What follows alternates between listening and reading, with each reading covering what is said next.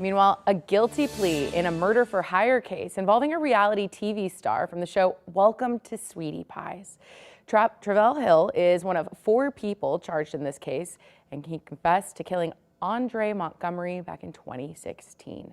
Montgomery is the grandson of Sweetie Pie's founder. Also charged in that case is Montgomery's uncle, Tim Norman. James Norman is charged in a murder-for-hire plot. The victim, his nephew.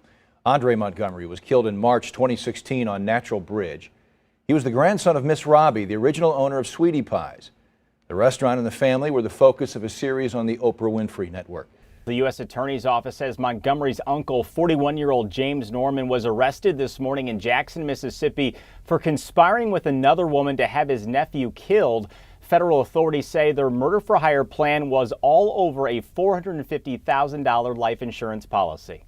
Our News 4 cameras were there in the late night hours of March 14th, 2016, after Andre Montgomery was shot and killed inside a house on Natural Bridge. Andre had appeared several times on the St. Louis-based reality TV show Sweetie Pies, this video showing him graduate just a few years before he was killed. Now, 4 years after his murder, authorities still don't know who pulled the trigger, but say Montgomery's uncle, James Norman, and a woman were behind it all. Court documents show 2 years before the murder, Norman took out a $450,000 life insurance policy on his nephew, in which Norman was the only beneficiary. In the days leading up to the murder, Norman, who was living in L.A., began communicating with an exotic dancer by the name of Teresa Ellis, who lived in Memphis, Tennessee. They both traveled to St. Louis, and on the day of the murder, prosecutors say Ellis contacted Montgomery to learn his exact location. After learning that information, she used a temporary phone to call Norman, and Montgomery was killed minutes later.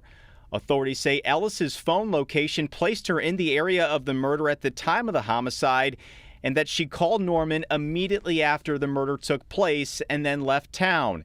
Soon after, Ellis deposited over $9,000 into bank accounts that previously had a negative balance. And a week after the murder, Norman contacted the life insurance company to collect on the $450,000 policy.